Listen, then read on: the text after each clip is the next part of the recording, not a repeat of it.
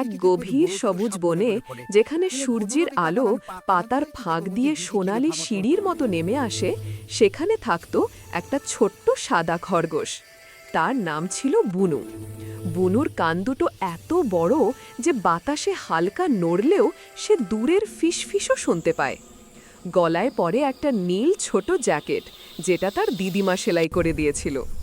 বুনু ছিল বনের সবচেয়ে ছোট্ট, কিন্তু মাথায় তার ছিল সবচেয়ে বড় বুদ্ধি। একদিন সকালে বনের মাঝখানের প্রাচীন বটগাছের নিচে সবাই জড়ো হয়েছে। সিংহ রাজা, যার সোনালি কেশরে রাজমুকুট চকচক করছে, গম্ভীর গলায় বললেন, আমাদের বনের পবিত্র নীল কমল ফুলটা চুরি গেছে, যে ফুলটা আমাদের বনকে রোগ শোক থেকে রক্ষা করে।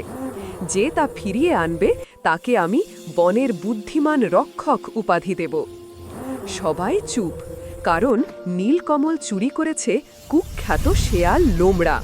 তার কমলা লোম, ধারালো চোখ আর গলায় সবুজ ওড়না দেখলেই সবাই ভয়ে কাঁপে। লোমড়া থাকে বনের সবচেয়ে অন্ধকার গুহায়, যেখানে কেউ যায় না। বুনু ছোট্ট গলায় বলল, মহারাজ, আমি যাব। সবাই হেসে উঠল। ভালুক ভামু, যে বড় আর বাদামি, হালকা হাসিমাখা মুখে বলল, তুই তুই তো লোমড়ার এক কামড়ে শেষ। কিন্তু প্যাঁচা উপদেষ্টা, যার চোখে মোটা চশমা আর হাতে পুরনো বই, বললেন, যার শক্তি কম তার বুদ্ধি বেশি হয়, ওকে একটা সুযোগ দিন। তাই বুনু রওনা দিল। পথে সে প্রথমে গেল ভামু ভালুকের কাছে। ভামুদা, তুমি আমাকে তোমার একটা বড় মধুর পাত্র ধার দাও। ভামু অবাক, তবু দিল। তারপর গেল প্যাঁচা দাদুর কাছে।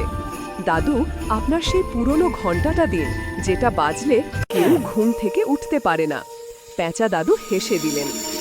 এবার বুনু গেল লোমড়ার গুহার সামনে।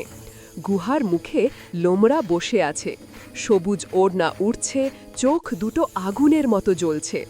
নীল কমলটা তার পায়ের কাছে একটা সোনার থালায় রাখা। বুনু ভয়ে কাঁপতে কাঁপতে এগিয়ে গেল। লোমড়া হা হা করে হাসল, এই খরগোশের বাচ্চা, তোকে তো আমি এক লাফে খেয়ে ফেলব। বুনু মিষ্টি করে হেসে বলল, খাবেন না লোমড়া কাকা, আমি তো আপনার জন্য উপহার এনেছি। বলেই সে মধুর পাত্রটা এগিয়ে দিল। লোমড়া নাক দিয়ে মধুর গন্ধ পেতেই চোখ দুটো চকচক করে উঠল। সে পুরো পাত্রটা এক চুমুকে শেষ করল। বুনু বলল, এবার আর একটা উপহার। সে পকেট থেকে ঘণ্টাটা বের করে বাজাল, টং টং টং, এমন মিষ্টি শব্দ যে লোমড়া চোখ বুজে ঘুমিয়ে পড়ল মাটিতে। মধু আর ঘণ্টার জাদুতে সে গভীর ঘুমে তলিয়ে গেল। বুনু তাড়াতাড়ি নীলকমল তুলে নিল, কিন্তু পালানোর আগে সে লোমড়ার গলায় সবুজ ওড়নাটা খুলে নিল আর তার নিজের নীল জ্যাকেটটা লোমড়ার গায়ে চাপিয়ে দিল। তারপর দৌড়। লোমড়া ঘুম থেকে উঠে দেখল তার ওড়না নেই, বদলে একটা নীল জ্যাকেট পরা, আর নীল কমলও নেই। সে রেগে গর্জে উঠল, কে করল এসব? এদিকে বুনু দৌড়ে বনের মাঝে পৌঁছে গেছে। সিংহ রাজা, ভামু, প্যাঁচা দাদু সবাই অবাক। বুনু নীলকমল তুলে ধরতেই পুরো বন আলোয় ভরে গেল। কিন্তু তখনই লোমড়া ছুটতে ছুটতে এলো। সে দেখল বুনুর গলায় তার সবুজ ওড়না আর তার নিজের গায়ে নীল জ্যাকেট। সে থমকে দাঁড়ালো। বুনু হেসে বলল, লোমড়া কাকা, তুমি যদি আর কখনো চুরি না করো, তাহলে এই ওড়না তোমায় ফিরিয়ে দেব, আর এই জ্যাকেটটা তোমায় মানাচ্ছে খুব। লোমড়া মাথা নিচু করল। সে প্রথমবার লজ্জা পেল। বলল, আমি আর চুরি করব না, তুই সত্যিই বুদ্ধিমান।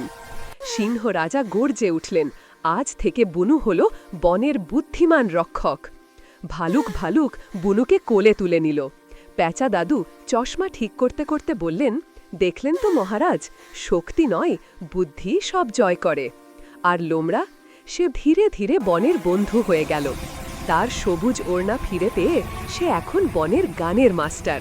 আর বুনু, তার বড় কান দুটো এখনো শোনে, আর নীল জ্যাকেটটা এখনো গলায়, কারণ সে জানে ছোট হলেও বুদ্ধি থাকলে পুরো বন রক্ষা করা যায়।